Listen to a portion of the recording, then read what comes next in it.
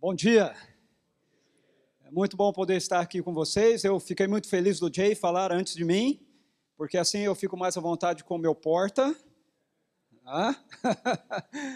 Em relação à galera aqui do Rio, mas é muito bom estar aqui. Antes de eu começar a compartilhar com você o que eu quero compartilhar hoje, na verdade me pediram para trabalhar sobre essa questão, esse tema, liderança eficaz, e eu quero bater um papo com vocês sobre isso, conversar um pouco com vocês a respeito dessa questão da liderança.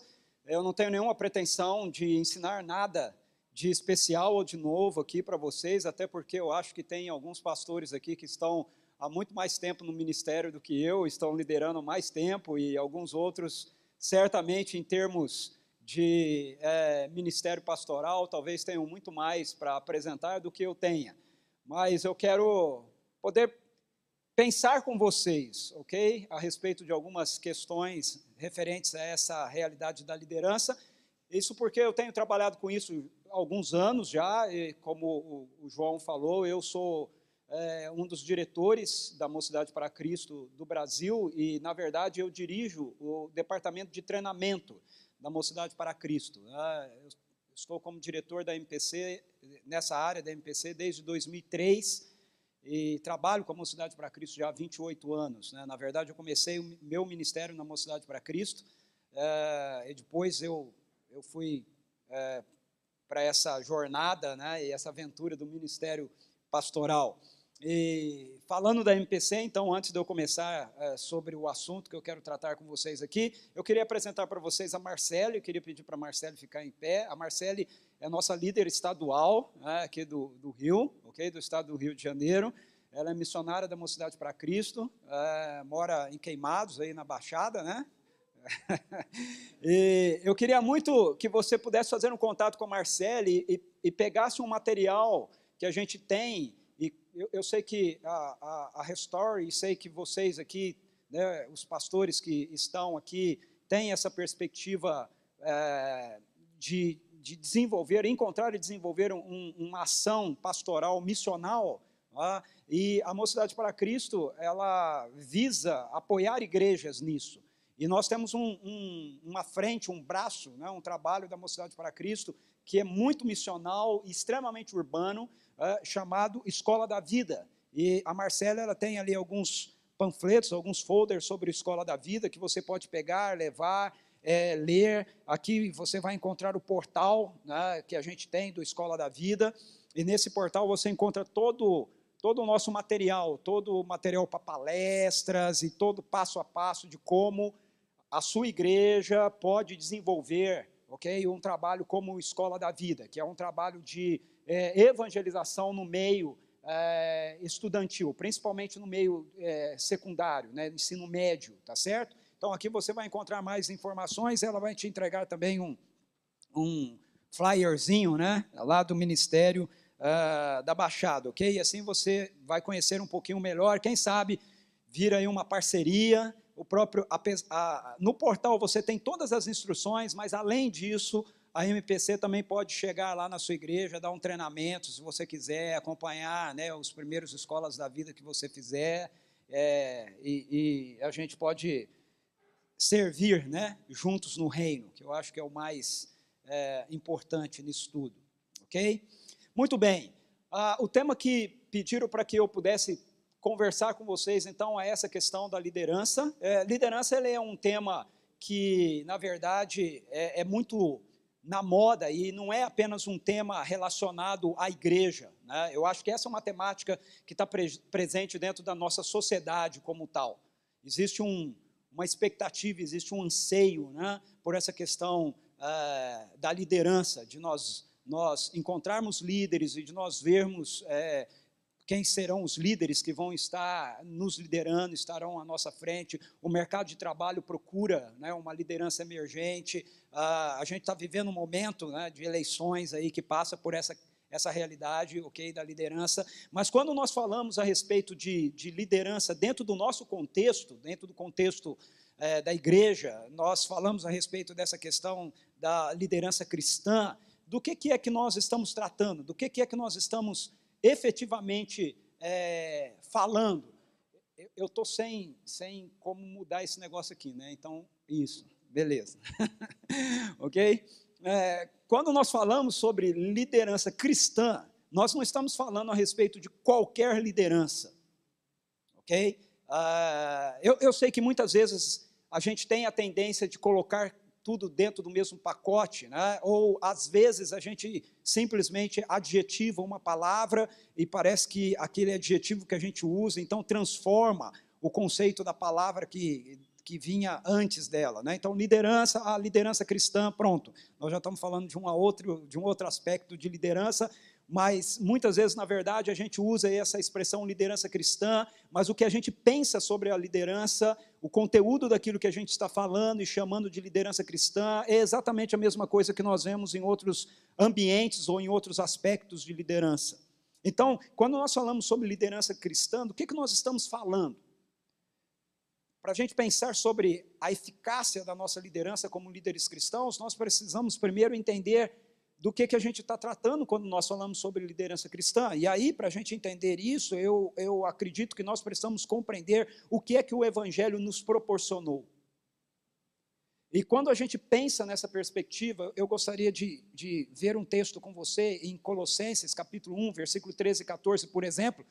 Nós temos muitos textos que nós poderíamos olhar nas Escrituras para entender o que o Evangelho nos proporcionou, mas esse texto de Colossenses 1, 13 e 14, o apóstolo Paulo diz assim: pois ele nos resgatou do domínio das trevas e nos transportou para o reino do seu Filho amado, em quem temos a redenção, a saber, o perdão dos pecados.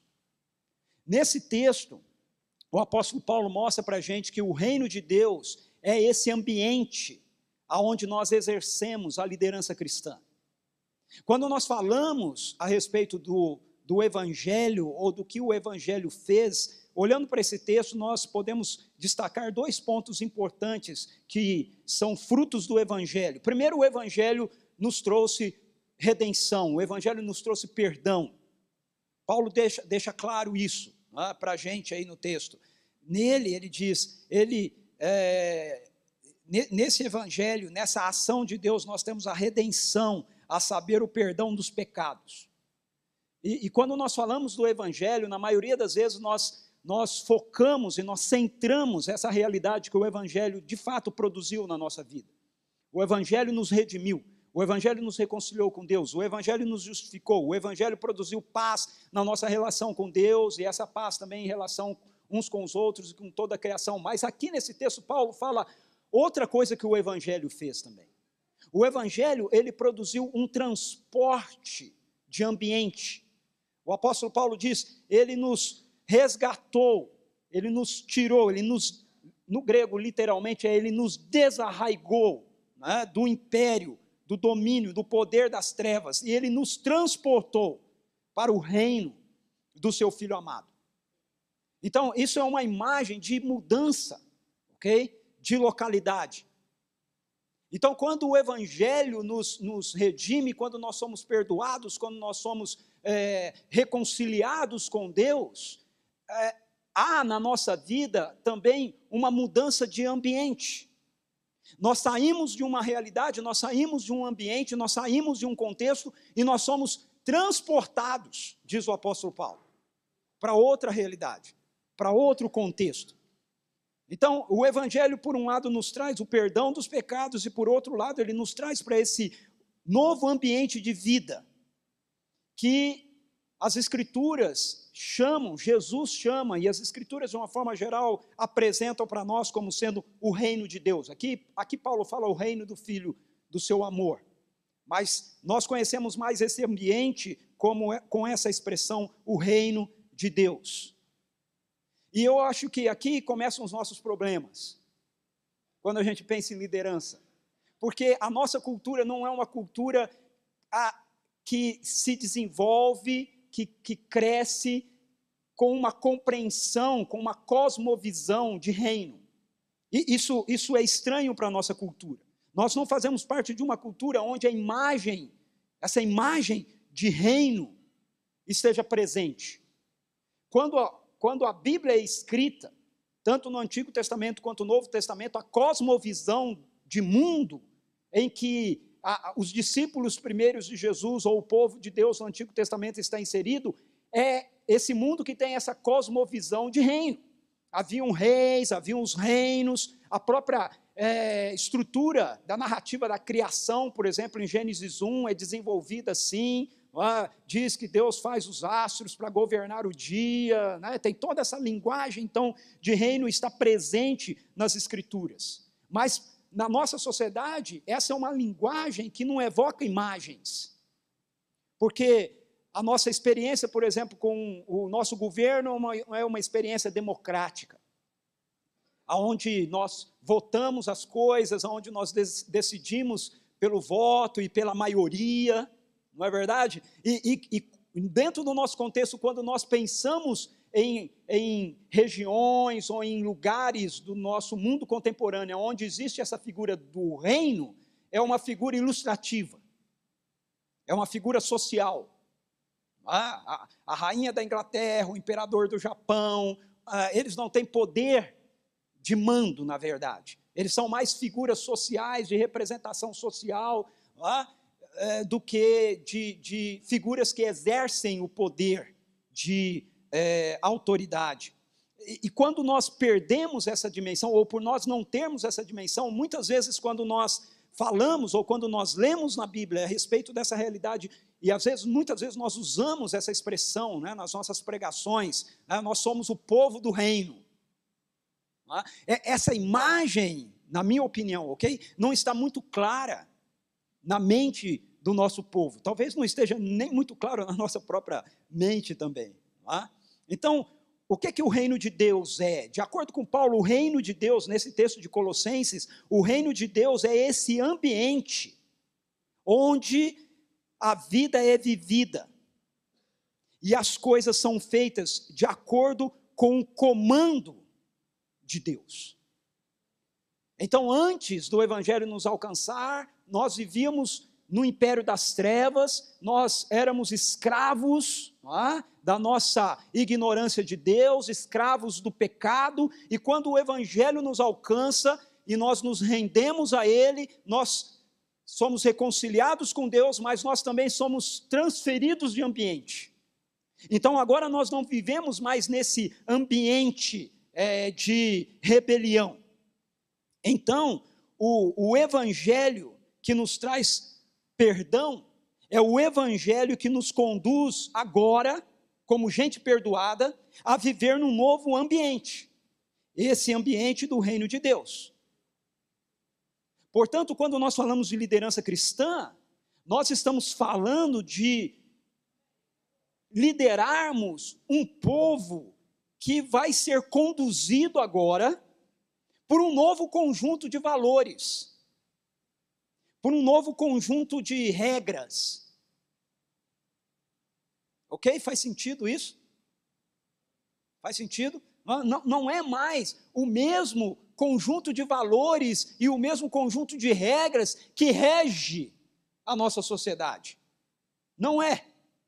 Ok? Embora nós sejamos cidadãos ainda dessa pátria, pessoas que vivem ainda inseridos no Brasil e na nossa cultura, na verdade, a cosmovisão bíblica é de que nós somos peregrinos aqui.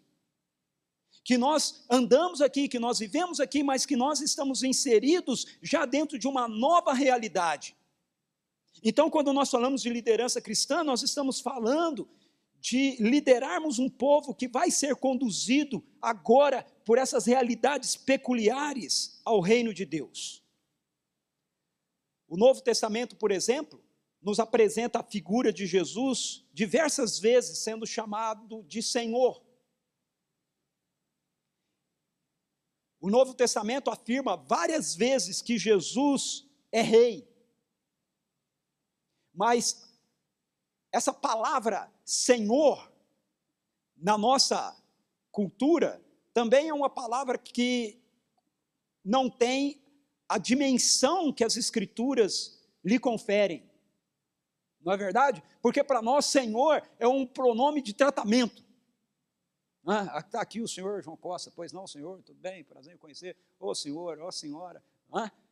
Mas esse termo, vocês sabem disso, aqueles que são pregadores aqui, né, que estudaram, fizeram teologia, seminário, sabem disso. A palavra que é usada no original é Kyrios, que era a palavra que era usada por imperador de Roma. Ele é o imperador, ele é o Senhor, ele é aquele que governa todas as coisas. Mas aí vem esses homens, né, da Galileia, e eles começam a pregar dizendo assim, não é ele, não é César, ok? É Jesus que é o Senhor. Então, essa afirmação, no contexto original das Escrituras, é uma afirmação revolucionária, é uma afirmação política. Não é meramente uma afirmação de cunho espiritual, no sentido de que Ele é o Senhor da nossa alma, do nosso espírito, e nós vamos para o céu. Não, ela tem um sentido político, encarnacional, de revolução. Eles estão dizendo, olha, nós não obedecemos Nero, nós não obedecemos César, nós obedecemos a Jesus Cristo. Não são as regras de Roma que nos regem, são as regras do reino que nos regem. Esse é o fato. Eu costumo dizer na minha igreja que dos desafios que eu acredito que nós precisamos encarar, né, como povo de Deus, como igreja, é olhar para as Escrituras e lermos as Escrituras. Eu falo isso no seminário onde eu dou aula também, lermos as Escrituras de lá para cá, e não daqui para lá, mas de lá para cá. O que está nela, o que é parte da cosmovisão do mundo, que Deus revela para nós nela, precisa influenciar aquilo que nós pensamos no nosso mundo hoje. Então, quando nós lideramos, quando nós entendermos isso, nós vamos compreender que liderar a igreja vai passar por uma compreensão, antes de mais nada, da nossa eclesiologia. Desenvolver uma liderança eficaz como pastores é impossível, na minha opinião, é uma tese que eu estou defendendo aqui, é impossível sem nós construirmos uma boa eclesiologia bíblica. E essa eclesiologia bíblica, eclesiologia tem a ver com o estudo da igreja, né? a compreensão que a gente tem da igreja, para aqueles que estão conosco e que não estão afeitos, né, ao termo. Okay? Essa eclesiologia bíblica mostra para a gente que, de fato, Jesus Cristo é Senhor. Jesus Cristo é Rei sobre todas as coisas. Ele é Rei e Ele é Senhor de direito sobre todas as coisas. E para isso ser visto assim pelo mundo que nos cerca, incluindo o mundo espiritual, as Escrituras nos dizem que Deus concedeu a Jesus Cristo a igreja, que é o seu corpo, é o seu povo. Essa é a perspectiva. A partir daí nós podemos colocar muitas pedras, ok? A mais nessa perspectiva ou nessa conceitualização da igreja. Mas, essencialmente falando, a igreja é o corpo de Cristo, do qual Ele é o cabeça. A igreja é o povo de Deus, em missão no mundo. Então, quando nós falamos de liderança cristã, volta um pouquinho uma para mim. Isso, quando nós falamos de liderança cristã, nós estamos falando a respeito dessa realidade de um povo que vai ser conduzido agora por um novo conjunto de valores e regras, esses que são peculiares a este reino. Então, para que a nossa liderança seja eficaz, é importante que a igreja, antes de estar submissa a nós, como líderes pastorais, ela esteja submissa, e isso inclui a gente, à liderança de Jesus Cristo. Ele é o cabeça da igreja. Não sou eu, não é você, ok? Não é, para aqueles que são conciliários, o conselho da igreja. Para aqueles que são congregacionais, não é a congregação. Para aqueles que são episcopais, não é o pastor.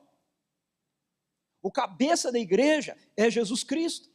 E para que nós, como líderes missionais, desenvolvamos uma liderança eficaz junto às nossas comunidades locais, sejam elas estabelecidas, sejam elas em processo de plantação, nós precisamos dessa eclesiologia, nós precisamos dessa teologia da igreja, nós precisamos compreender para nós mesmos e nós precisamos ensinar o nosso povo que todos nós estamos sob a liderança de Jesus Cristo.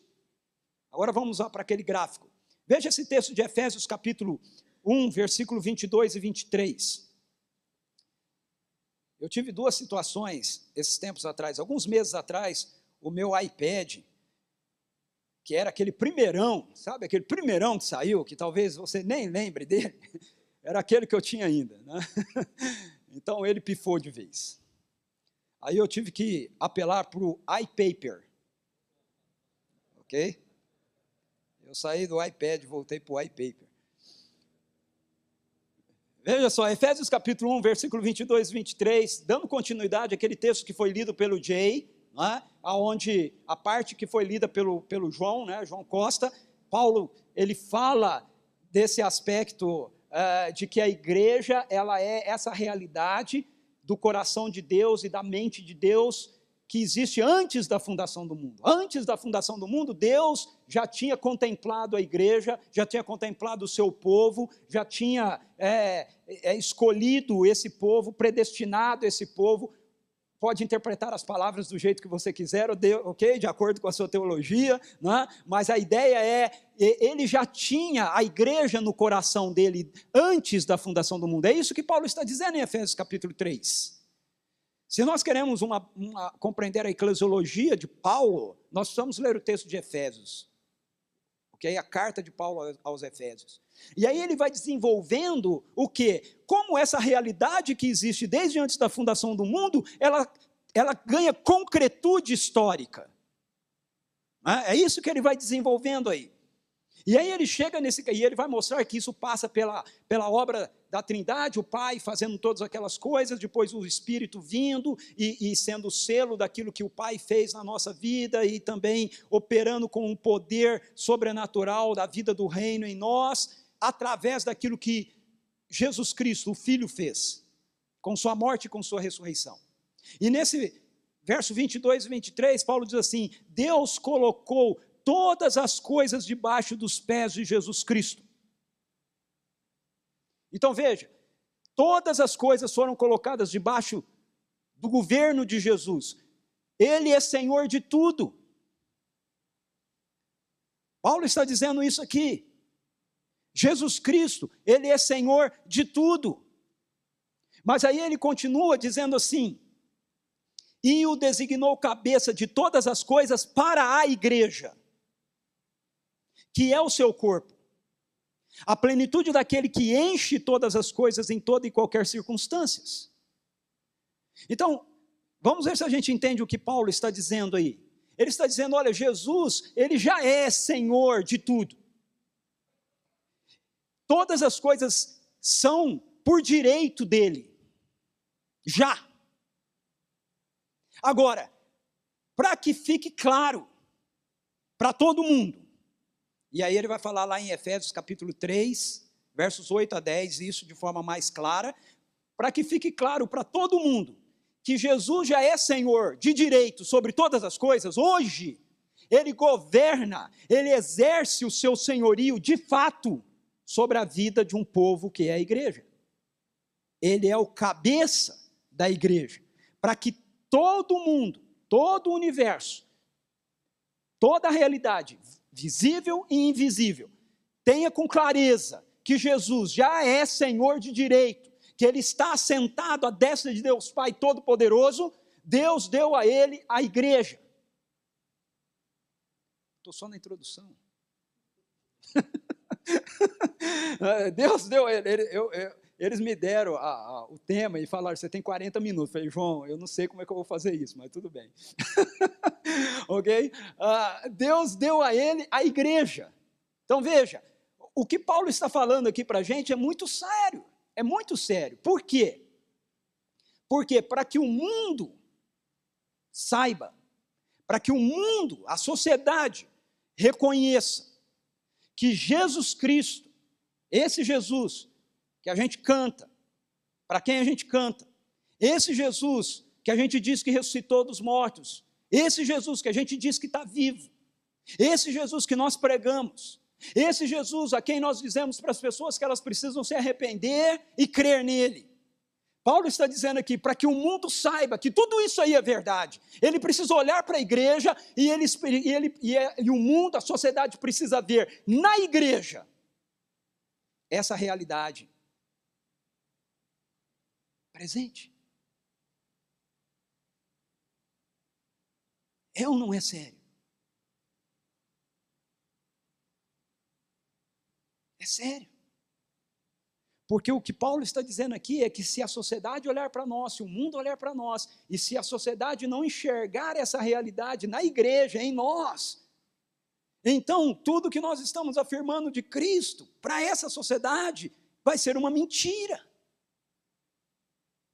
É sério isso.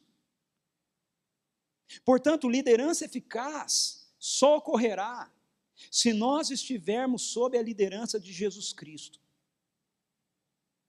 Liderança eficaz da nossa parte só pode acontecer no nosso ministério se, de fato, a nossa igreja, o nosso grupo, as pessoas que nós estamos evangelizando, as pessoas que nós estamos pastoreando, as pessoas que nós estamos discipulando, elas realmente estejam vivendo suas vidas dentro desse ambiente do reino. Liderança eficaz só pode acontecer no nosso ministério se primeiro nós e o nosso povo tivermos sido, de fato, alcançados pela graça maravilhosa de Deus mediante o Evangelho. Só assim. E conforme o texto de Colossenses, essas coisas são ligadas. Elas não podem ser separadas. Eu não posso dizer que eu alcancei o perdão de Deus e a reconciliação com Deus, que Deus me regenerou, né, como Paulo diz lá, se eu não puder também afirmar que eu fui transportado do império das trevas para o reino do Filho do seu amor. Outro rei reina sobre a minha vida. Outro governo é exercido sobre a minha história. Outros valores agora regem nossa ética, nosso casamento, nossas ambições, nossos sonhos. É completamente outra realidade. Se isso não estiver claro na nossa igreja, se o evangelho que a gente tem pregado não tem tido esse conteúdo, não tem deixado isso claro, tem apenas chegado no ponto de dizer, olha, nós fomos perdoados dos nossos pecados e agora nós estamos bem com Deus. O que é uma grande verdade. Mas estar bem com Deus, 2 Coríntios 5,15, significa que agora eu não quero viver mais para mim mesmo, eu quero viver para aquele que por mim morreu e ressuscitou. Portanto, liderança eficaz, ela só vai poder ser produzida por nós se nós, primeiramente, estivermos como pastores, líderes, apresentando essa realidade do evangelho do reino para a nossa igreja. Mas concluindo essa primeira parte, a nossa cultura eclesiástica, eu acredito que vocês vão concordar comigo nisso aqui, no entanto, costuma ter na sua pauta a ideia de liderança eficaz que é balizada pelas referências do que é tido como sucesso no mundo, no mercado de trabalho, nas bases do empreendedorismo executivo, não é? Se a gente estiver liderando bem os nossos programas, se a gente estiver liderando bem as nossas estruturas, se os nossos programas estiverem funcionando, se as nossas estruturas estiverem acontecendo, né, de uma maneira que faça com que tudo funcione bem, e que a gente tenha um crescimento numérico. Eu não sou contra crescimento numérico, ok? Mas sou contra a avaliação, essa avaliação. Se os recursos estão entrando, então nós estamos exercendo uma liderança eficaz. Mas veja, o que a gente precisa entender é que a liderança que exercemos como pastores não é uma liderança voltada para o desenvolvimento de um programa ou de projetos, ou mesmo de estruturas. A liderança que nós exercemos como pastores é uma liderança exercida junto a um povo. É isso que nós vamos apresentar para Jesus. Quando o rei se levantar e ele disser, ponto final, tenha você a escatologia que você tiver, eu acho que todos nós vamos concordar com isso, vai chegar um momento que esse ponto vai acontecer, um pré-milenismo, pós-milenismo, sem-milenismo, não sei, mas vai acontecer, não é? Quando isso acontecer, o que nós vamos oferecer para Jesus não são nossas estruturas, não são nossas programações, não são os nossos ministérios. Quantos ministérios nós temos nas nossas igrejas? O que nós vamos oferecer a Jesus é um povo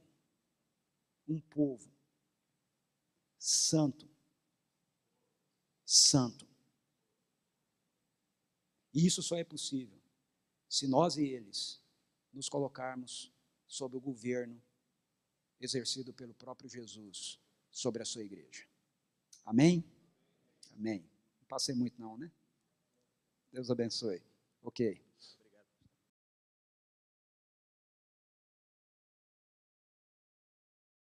Bom, na verdade, essa segunda parte agora que eu vou trabalhar com vocês deveria ser ainda a continuação deveria ter conseguido, não deu, ok? Então, nós vamos ficar com essa segunda parte como sendo a segunda parte, tá? E aí o pessoal me traz uma outra vez para outra parte ainda, que vai ficar de fora. Mas muito bem. Bom, se a gente entender isso do jeito que eu apresentei, ou seja, nós temos um ambiente distinto, aonde nós exercemos a nossa liderança como pastores, a nossa liderança cristã, ok? E esse ambiente distinto não é a igreja enquanto instituição. Esse ambiente distinto é o reino de Deus, ok? É o reino de Deus. Essa é a realidade para onde nós somos transportados pelo poder do Evangelho. Se nós entendermos isso assim, então, o próximo passo para que nós possamos exercer uma liderança eficaz é compreender o discipulado como contexto para essa liderança. Uma das primeiras coisas que nós percebemos quando a gente faz uma leitura, ainda que seja uma leitura superficial dos evangelhos, dos 4 evangelhos, é que Jesus, ele liderava seus discípulos. Jesus liderava seus discípulos. Na verdade, quando nós lemos os evangelhos, nós percebemos que havia uma relação de Jesus com 2 grupos. Tem 2 grupos que estão sempre presentes ao longo da leitura dos evangelhos. Um grupo é o grupo da multidão. Você sempre vai encontrar nos evangelhos dizendo que multidões vêm, ou que pessoas vêm até Jesus, e que tem multidões seguindo Jesus, e muita gente ouvindo Jesus. Por exemplo, no Sermão do Monte, quando termina e diz que as multidões ficam maravilhadas, e tal. Mas, por outro lado, você vai encontrar esse outro grupo, que é o grupo dos discípulos. Então, o próprio Sermão do Monte serve de exemplo para isso. O Sermão do Monte é um conjunto de ensino dos valores do reino que Jesus transmite aos seus discípulos. Mateus 5 diz que Jesus subiu ao monte e, como se assentasse, aproximaram-se dele os seus discípulos e ele passou a ensiná-los dizendo. E aí, então, o conteúdo do Sermão do Monte é claramente um conteúdo sobre a vida no reino. que é transmitida por Jesus aos seus seguidores, aos seus discípulos. Mas quando a gente chega no final do Sermão do Monte, o que nós lemos é que as multidões ouviram Jesus maravilhadas. Não é? Então, tem esses dois grupos, os discípulos e a multidão. Jesus Cristo, ele ensina as multidões, ele cura as multidões, ele alimenta as multidões, mas ele só lidera os seus discípulos. É aos discípulos que Jesus, por exemplo, exige fidelidade e compromisso com a sua liderança. Em Lucas 14, ou Marcos 8, Jesus está andando e tem uma multidão seguindo Jesus, juntamente com os seus discípulos, não é? E em um momento ele para e volta-se para a multidão e diz assim, aquele que quiser ser meu discípulo, negue a si mesmo, tome a sua cruz, em Lucas, dia a dia, e siga-me.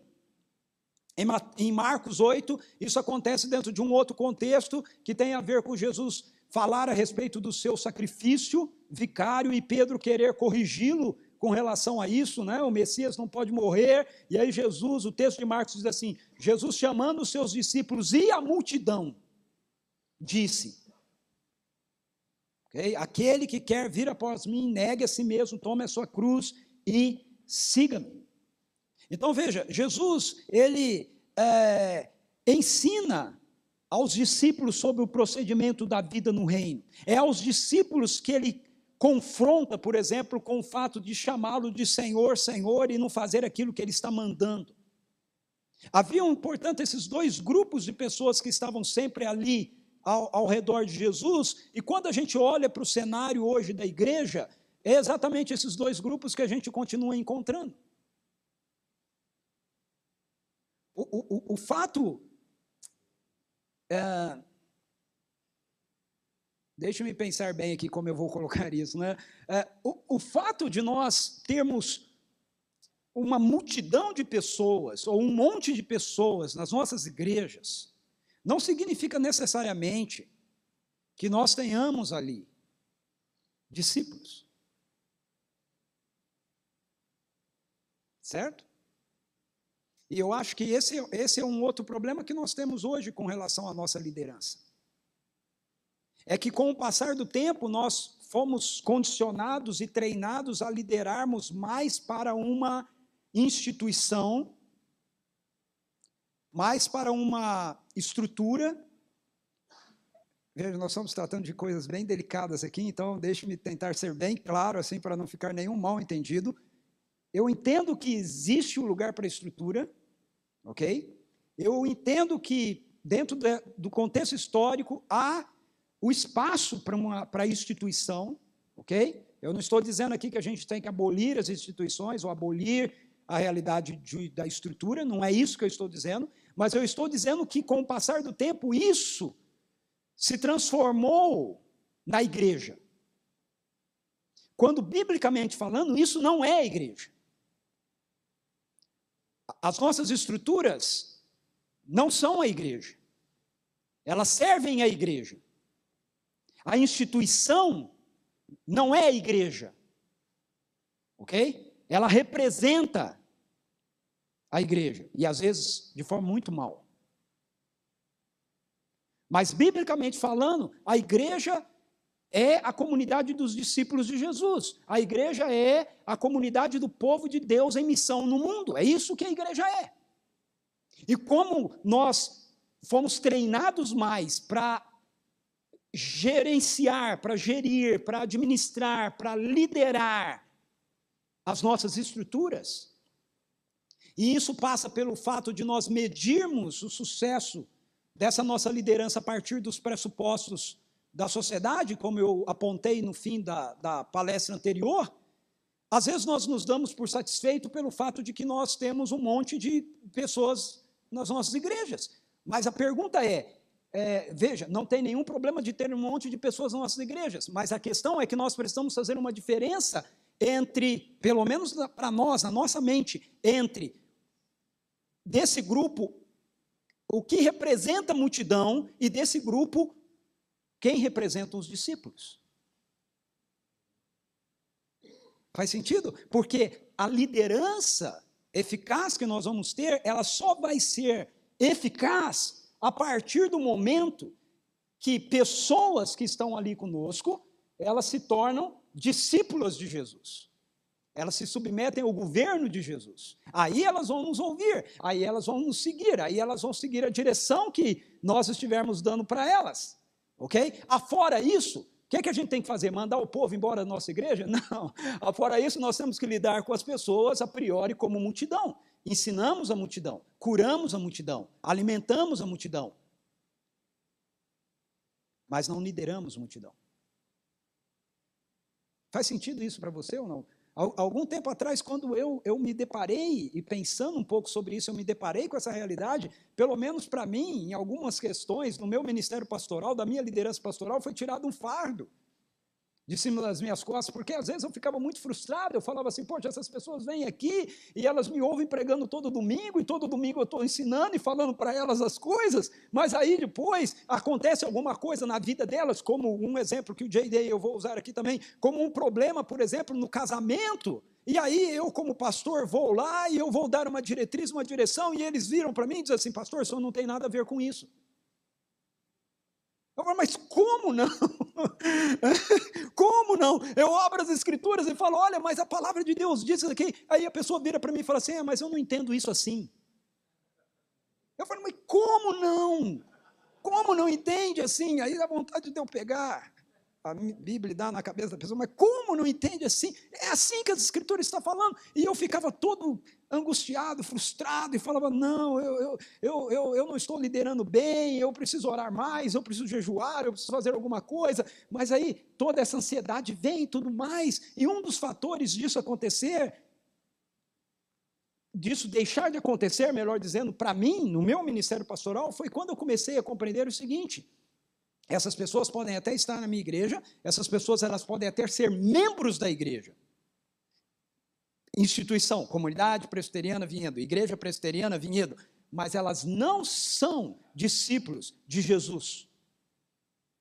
Elas não estão rendidas ao governo de Jesus. Então eu comecei a olhar para essas pessoas como gente que na verdade precisa do evangelho. Elas precisam, na verdade, compreender o evangelho e se render ao evangelho de verdade. Por quê? Porque elas estão falando com a sua boca, não, nós somos perdoados, nós somos reconciliados com Deus, nós somos salvos, nós vamos para o céu, mas na vida delas não houve transferência do império das trevas para o reino do Filho do seu amor. Então elas estão sendo iludidas, elas estão enganadas. Na nossa comunidade, na nossa igreja local lá, a gente diz o seguinte, nossa missão é proclamarmos o evangelho do reino, alcançando pessoas e fazendo delas discípulas de Jesus na cultura onde elas estão inseridas. Nós não queremos apenas pregar o evangelho do reino, ou o evangelho de Deus. Nós queremos fazer isso com uma finalidade, ver o evangelho produzir discípulos. Então, não é suficiente para a gente apenas dizer, nós olharmos para a pessoa e sabermos que a pessoa está indo na nossa igreja. Essa é uma etapa, né? E ela se tornou membro, é a segunda etapa. A gente não está muito feliz apenas dela ter se tornado membro. A gente começa a ficar feliz quando a gente percebe que ela se transformou num discípulo de Jesus. Quando ela começa a dizer assim, não, mas espera aí, isso eu preciso fazer desse jeito, porque as escrituras estão dizendo para mim que é desse jeito que eu tenho que fazer. Então, o contexto para a nossa liderança ser eficaz precisa ser essa realidade do discipulado. O que é um discípulo? Discípulos são pessoas que estão envolvidas com a missão de Deus no mundo. Discípulos são pessoas que, uma vez alcançadas pelo evangelho, uma vez que se renderam ao amor gracioso de Deus, agora querem ser conduzidas pelo governo de Jesus Cristo, pelos valores de Jesus Cristo. E eu, particularmente, acredito que esse é o maior desafio para a nossa liderança hoje. Para a nossa pregação, para o nosso ensino e para a nossa liderança. O cenário que nós vivemos hoje é um cenário chamado desse mundo pós-moderno, né? Onde as pessoas, elas querem ter o seu envolvimento com as coisas a partir do seu individualismo. Alguém já usou o exemplo de nós termos hoje mais clientes nas nossas igrejas do que realmente discípulos, não é, de Jesus Cristo. Então nós precisamos compreender que discípulos são essas pessoas que, se foram alcançados pela graça, se foram alcançados pelo Evangelho, agora elas querem viver governadas por Jesus. E isso implica na compreensão de que, como discípulos de Jesus, nós estamos envolvidos com a sua missão. Nós não vivemos mais para nós mesmos. Nós não temos mais os mesmos interesses que nós tínhamos antes. A agenda daquilo que a sociedade nos apresenta como sendo essencial, não é necessariamente a agenda que nós entendemos ser essencial. Porque a agenda daquilo que é essencial para nós é a agenda do reino de Deus. Ou seja, na perspectiva do reino de Deus, nós não somos líderes para liderarmos qualquer empreendimento. A nossa liderança talvez esteja sendo muito bem sucedida e muito eficaz como pastores, mas talvez ela não esteja necessariamente desdobrando nas realidades do reino. E se isso não estiver acontecendo, então, por mais que a gente ache que nós estamos sendo bem-sucedidos na nossa liderança, na verdade, diante de Deus, nós não estamos sendo bem-sucedidos. Não estamos. E se nós compreendermos isso assim, algumas coisas começam a mudar. O próprio Evangelho, como foi colocado pelo Jay, começa a trazer trazer toda a segurança para a gente. Mas isso passa por essa perspectiva, essa compreensão. Veja, quando eu compreendo que a minha tarefa como líder e a eficácia da minha liderança estar nessa perspectiva de levar pessoas, pelo poder do Evangelho, a continuarem crescendo no Evangelho, fez sentido isso? Isso é discipulado, né? O discipulado não pode ser desassociado do Evangelho. Ok? O discipulado nada mais é do que a pessoa continuar crescendo no Evangelho.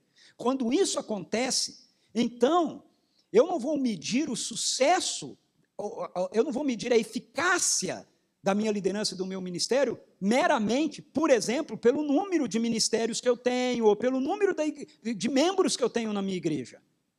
Eu posso ter uma igreja com 80 membros, por exemplo, e essa igreja estar tendo uma liderança extremamente eficaz. Essa questão do crescimento numérico é simplesmente uma questão de tempo, ou uma questão da vontade soberana de Deus. Às vezes ele vai querer que aquela igreja seja uma igreja que realmente não seja uma grande igreja numericamente, mas ela é uma igreja eficaz, porque ela é composta de discípulos de Jesus, que evangelizam, pregam, ensinam, fazem as coisas tal, e os resultados vão todo para a igreja que está do lado. Mas eles estão fazendo isso. Você sabe qual é a diferença de uma grande igreja para uma pequena igreja? Duas boas igrejas, uma grande e uma pequena. Você sabe qual que é a diferença delas? A pequena tem menos problema, a grande tem mais problemas. Essa é a diferença. Ok?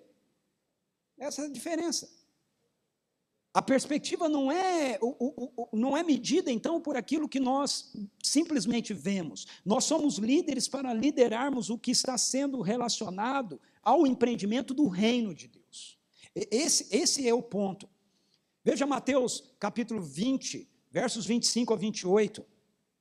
Jesus ele faz essa correção logo lá com os seus primeiros seguidores. Ele diz assim, o texto diz assim: Jesus os chamou e disse: vocês sabem que os governantes das nações as dominam e as pessoas importantes exercem poder sobre elas. Não será assim entre vocês. Ao contrário, quem quiser tornar-se importante entre vocês deverá ser servo, e quem quiser ser o primeiro deverá ser escravo, como o Filho do Homem, que não veio para ser servido, mas para servir e dar a sua vida em resgate de muitos. o cenário desse texto é um cenário interessante. Eu fico pensando em como Jesus mediria a eficácia, né, da sua liderança. Ele está andando 3 anos com esses homens. E agora ele está a poucos dias de ir para a cruz. Ele está indo a caminho de Jerusalém. E ele vai viver os últimos momentos com esses homens. E ele treinou esses homens para eles serem os primeiros líderes da comunidade dos discípulos. Depois que Jesus partisse daqui. E de repente Jesus está andando com eles, e como um rabino ele vai na frente, o grupo vem mais atrás. E uma característica entre os discípulos dos rabinos era que sempre o pessoal queria andar bem perto do rabino. Mas de repente Jesus começa a perceber que a turma está andando meio distante dele. Ele está lá na frente e o grupo está lá atrás. E eles estão discutindo e conversando alguma coisa entre si. Algo que eles não estão querendo que Jesus saiba do que se trata. E Jesus, então, depois deixa-os chegar perto dele, e Jesus sabe do que eles estão tratando. Porque a discussão deles era quem é o maior. Quem é que tem mais preeminência? Nós estamos indo para Jerusalém. Eu imagino que a conversa, a cabeça deles está funcionando assim. Eu imagino, ok? Estamos indo para Jerusalém. Ele é o Messias. Agora que o negócio vai acontecer, ele vai chegar lá e ele vai dizer, eu sou o cara, o reino de Deus chegou, né? E os romanos vão cair, e aí o império do reino vai restaurar Israel, e nós vamos ser os caras com ele, nós vamos ser os primeiros ministros. Quem que vai ficar com o Ministério do Tesouro? Eu vou ficar com o Banco Central. E aí começa aquela discussão ali entre eles, e Jesus então os chama e faz uma correção que, na minha opinião, nós não entendemos muito bem, até hoje, o que ele fez. Ele chama e diz assim, olhem para a sociedade, olhem para o mundo. Na sociedade, no mundo, as pessoas lutam por poder. Elas querem ter primazia, e elas querem ter títulos, e elas querem ocupar os primeiros lugares, e elas querem ter o destaque, porque isso chama toda a atenção para elas, e faz com que a sociedade olhe para elas e diga, eles são grandes. Mas no reino de Deus, esse é o ambiente de vocês agora. Não é mais aquilo que está lá, é essa outra realidade. No reino de Deus, isso não é assim. Entre vocês, quem quiser ser o maior, que seja servo dos demais. Porque até o Filho do Homem, que é aquele... Usar esse título evocava na cabeça dos judeus imediatamente a visão de Daniel, que é aquele que vem para receber todo o poder, para governar sobre a humanidade. É servo. E servindo dá a sua vida em resgate de muitos. Por que eu digo que, para mim, essa é uma realidade que a gente não entendeu bem, até hoje, na minha opinião. Porque quando eu olho para esse texto e eu vejo como a gente, as pessoas trabalham esse texto, eu percebo 2 equívocos básicos na interpretação que a gente faz desse texto. O primeiro é o equívoco de achar que os critérios do reino de Deus servem para serem utilizados em qualquer empreendimento. Eu vou explicar. Por exemplo, o conceito de liderança de serviço. Um dos livros que continua aí sendo mais vendidos é O Monge e o Executivo, que propõe exatamente essa ideia de você pegar a liderança de serviço que Jesus está falando aqui e estabelecer o critério dessa liderança de serviço como algo que você pode aplicar dentro do mundo empresarial. Veja, o livro é muito bom e tem valores muito bons. Na minha opinião, só tem um problema: a tese do livro está errada. Ok? A tese do livro está errada. Por quê? Porque quando Jesus fala disso, ele não está falando a respeito de uma postura que você assume ou que você pode assumir em qualquer ambiente. Ele diz assim: no reino de Deus não é assim. Entre vocês não é assim. Então, nós pegamos um conceito de liderança do reino e procuramos aplicar os princípios dessa liderança aí em muitos outros contextos que têm como objetivo alcançar o sucesso. E qual é o sucesso que se quer alcançar? Financeiro, sucesso financeiro. Então veja, parece bonito, irmãos, parece bonito. Você assume na minha empresa, agora nós temos uma liderança de serviço e tá. Mas só que essa liderança de serviço está sendo implementada, essa proposta está sendo implementada na empresa tal, ou no lugar tal, ou no lugar qual, porque tem como objetivo final o capital, o sucesso, a promoção, o crescimento da empresa, o aumento do lucro. E se essas coisas não acontecerem, vai ser colocado de lado. Mas o que Jesus está dizendo aqui para a gente? Ele está dizendo que a liderança de serviço é uma característica que visa a promoção do reino de Deus, não o sucesso empresarial, organizacional, financeiro, governamental. Então, embora seja um princípio bonito, que as pessoas olham e podem até tirar, ensinos deles e dizer, vamos aplicar isso aqui, acolá e acolá, no texto. Jesus não está dizendo, olha, você precisa usar esse princípio de liderança no governo, não, ele está dizendo, há um outro ambiente. No reino de Deus isso não é assim. Entre os discípulos de Jesus isso não é assim. Entre os discípulos de Jesus, se nós somos empresários e como um discípulo de Jesus, a gente aplica a liderança de serviço dentro da nossa empresa. Eu posso aplicar? Pode, mas o objetivo é que fazendo isso, seja sinalizado ali as realidades do reino de Deus. Não o lucro. Não é meramente o lucro. Pode vir lucro, se vier bem. Ok? E se não vier? São os valores do reino que nós estamos trabalhando, que nós estamos tratando. O segundo equívoco, na minha opinião, que acontece nesse texto, é achar que a liderança cristã é sinônimo de liderança para a igreja enquanto organização. É confundir essa colocação que Jesus faz, quando ele diz assim, Jesus chamou e disse assim, não será assim entre vocês.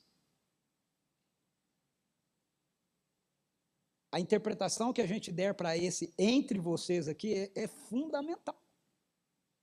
O que Jesus quer dizer quando ele diz assim, não será assim entre vocês? Ao contrário, quem quiser tornar-se importante entre vocês deverá ser servo, e quem quiser ser o primeiro deverá ser o escravo.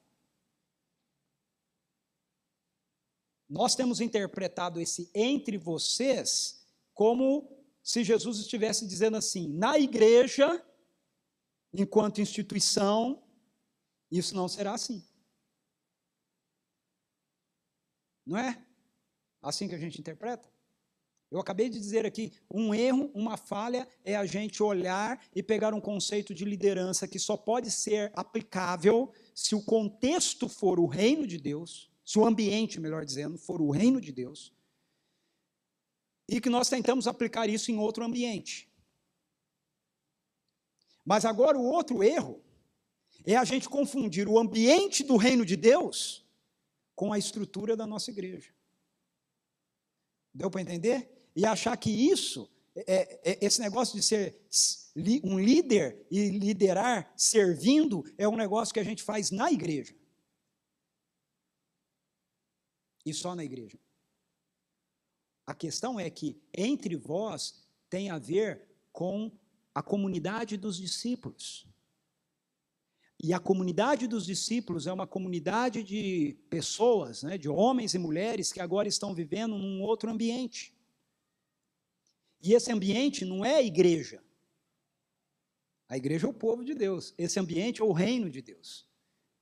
Então, isso que Jesus está dizendo é para ser vivido por mim e por você no nosso casamento. É para ser vivido por mim e por você na criação dos nossos filhos. É para ser vivido por mim e por você na gestão, sim, das nossas estruturas eclesiásticas. Mas também é para ser vivido por mim e por você se nós não formos os gestores das nossas organizações eclesiásticas. Se nós formos, por exemplo, professores. É para que no nosso ambiente de trabalho a gente se lembre que nós estamos inseridos no presente século, mas vivendo ali com o ambiente do reino. Então, eu tenho posturas diferentes no meu ambiente de trabalho.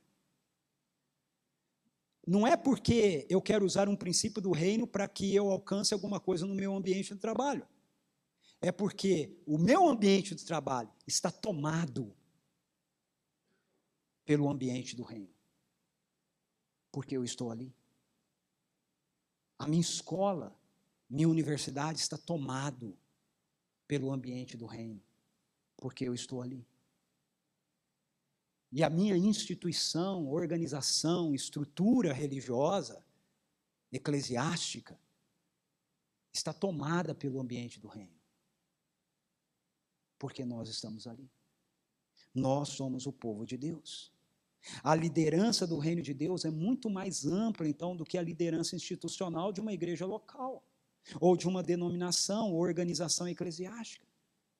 A liderança do reino é a promoção do reino de Deus em qualquer ambiente em que discípulos estejam presentes. Pense, como é que está meu horário, já deu? Pense por um momento comigo. Se nós precisamos formar líderes, nós precisamos formar líderes para quê?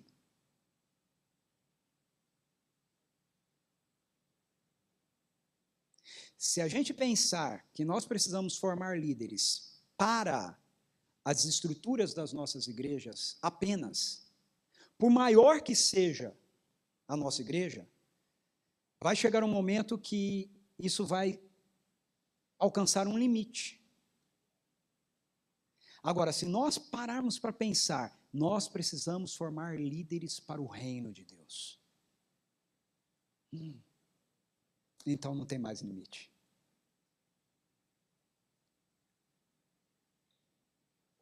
A minha ambição na minha igreja não é formar líderes para eles liderarem dentro da minha igreja. A minha ambição na igreja é formar líderes para que eles liderem no mundo.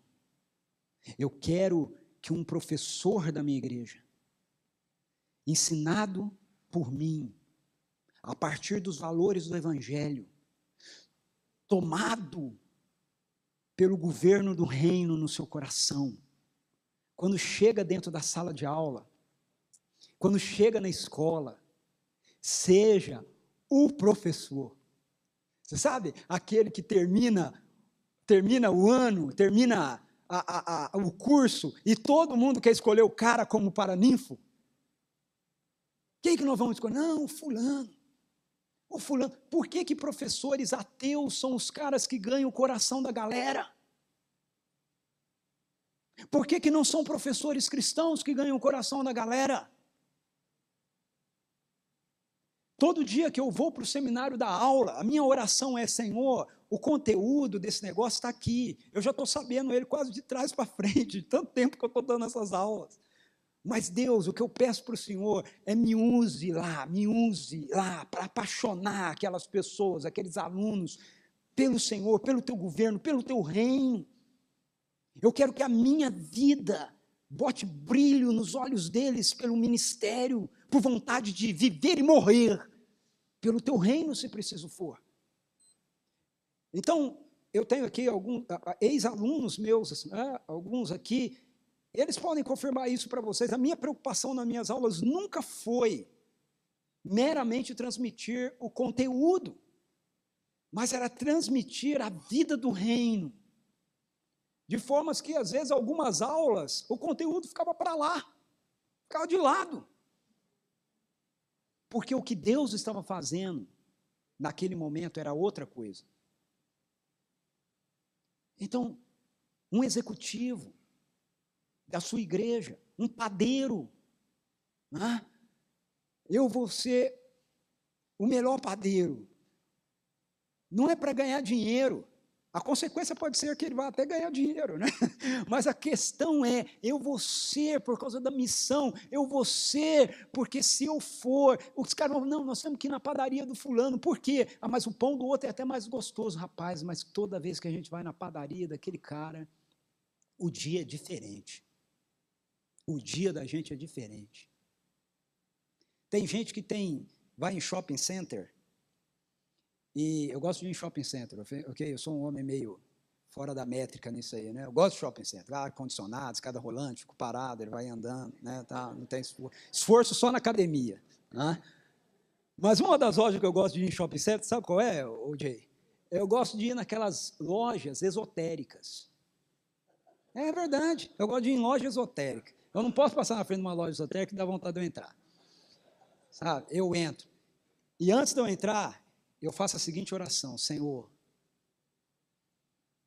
as pessoas que vêm aqui, elas não têm a mínima ideia, talvez, de Ti, mas elas têm fome de Ti. Porque sabe quem vai em loja esotérica? É gente que está atrás de espiritualidade. Ele não sabe que o que ele está atrás é de Deus, o Deus revelado em Jesus Cristo. Mas ele está com fome. Eclesiastes 3:11, Deus colocou a eternidade no coração deles, e a minha oração é: Senhor, a hora que eu entrar nessa loja, que o poder do Teu reino seja percebido e sentido pelas pessoas que estiverem aí. Eu entro, eu fico olhando, eu vejo as coisas e tal, às vezes oro por algumas pessoas, silenciosamente, oro pela dona da loja, entendeu? E saio. Tem uma loja no Shopping Dom Pedro, que eu já fiz isso tantas vezes, que um dia eu entrei, e eu nunca compro nada, né? Um dia eu entrei, aí a mulher virou para mim e falou assim: você vem sempre aqui, né?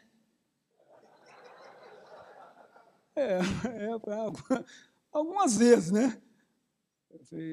Ela falou: eu nunca vejo você comprar nada. Eu falei: porque na verdade eu venho, olho, mas não tem nada que me interessa muito. Assim, né? Ela falou: não, mas tudo bem. Sabe por quê?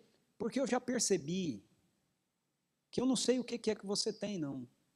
Mas todas as vezes que você vem aqui, o tempo que você está aqui dentro, o clima, o ambiente, o lugar, aí ela usou a linguagem esotérica dela, né?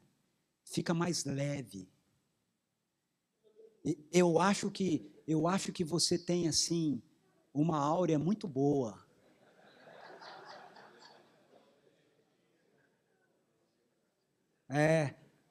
Aí eu falei para ela: é verdade.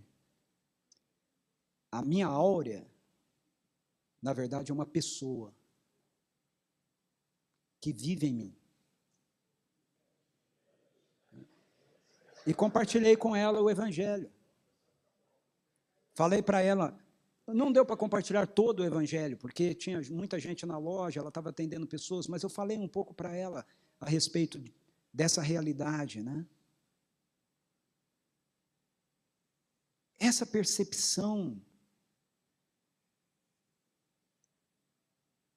é que eu acho que nós precisamos recuperar. Primeiramente como discípulos de Jesus. E depois como pastores. Mas é isso que a gente precisa recuperar.